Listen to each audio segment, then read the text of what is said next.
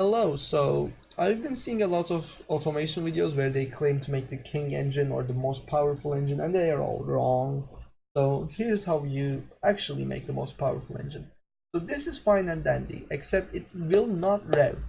This thing will not rev past 6600 RPM, which means if you put this in a car in Beam.NG drive, it will instantly explode. It will never make peak power, which is at 7500 RPM, so you're shit out of luck with an engine design like this. You need all of these be in the yellow. Sorry, the green. Yeah, yellow still explodes. Not even 1% damage on any of these whatsoever. Otherwise, you're fucked. So, with that out of the way, the most powerful engine seems to be Bashar Nasri's like 4300 or so horsepower engine. And this again is disqualified because it will blow itself to bits on Beam.NG. So here's how you properly do it. This is my take at it. So it's a V-16. Direct acting overhead cam is the best way to go for power. Don't go anywhere else if you're trying to make the biggest engine with the most power. You need maximum stroke because maximum bore because bore never hurts your power, but you need to downstroke it to the point where it can rev to your power, to where your peak power is, which is at 7500 RPM, and at least 300 RPM past that at 7800 for me.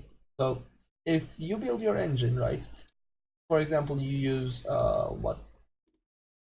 Say I do this. This is wrong anyways, but like actually let me show it to you like this. So you make this and you intentionally set the rev limiter really high. And you see that it's peaking power at 7500 RPM. But you can't rev there because your engine is going to explode. So how do you do this? You turn down your stroke to the point where the engine is safely capable of going that high. So that would be, yes, I know this makes your engine smaller, but a smaller engine that doesn't explode is better than a bigger engine that does explode. So you need to turn down your stroke until it's good enough. This applies to any sort of like big power engine, and dual overhead cam is best for actually usable engines, but if you're trying to just make a big drag racing or top speed engine, you need direct acting overhead cam and a stroke that's dropped slightly so you can actually rev. You need forged pistons, which is going to further down your red line. If these were lightweight forged, we could probably rev up to 8.2k, but we can't do that because we have too much torque. Again, lightweight forged just blows the engine. So and cam profile, you shouldn't be maxing your cam profile. That's a rookie mistake a lot of people make. Basically set your turbos up first, keep your cam profile at 100 while you do that, then mess with your cam profile to see what makes the most power. For this particular engine it was 89. Usually it's around the 95 to 85 mark. So, and this is my turbo setup. You want the intercooler as small as possible while keeping this 1.0. Biggest compressor, set the turbine up as you wish. Just adjust it up and down to see which setting makes the most power.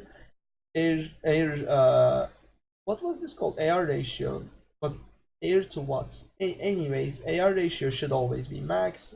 Max boost, of course, is going to be max. Fuel mixture is going to be entirely rich. Ultimate fuel, race intake, all of this. Ignition before compression. You need to up them in a balanced manner, but ignition makes more power than compression when you're racing for octane. Also, always make sure to get your octane value just at least 0.1 of your fuel type octane, so you can make 100 octane maximum, and if you go above that you're going to start knocking. If you're below that you still have more room to make more power. And for exhaust, because this engine is absolutely massive, you need maximum exhaust size, dual exhaust, and basically no muffling whatsoever because the engine is so big it gets choked by even this. Like even if I turn it down one bit, it gets choked. So if the game allowed us bigger exhaust, I think this could make more power even. So with that, we have an engine that, compared to the one claiming to be maximum, weighs a lot less, is a lot more reliable because it doesn't actually explode, and is actually drivable because it doesn't actually explode. So with that being said, I thank you for visiting this video, and I'll show you a rev of the engine because it should sound pretty good.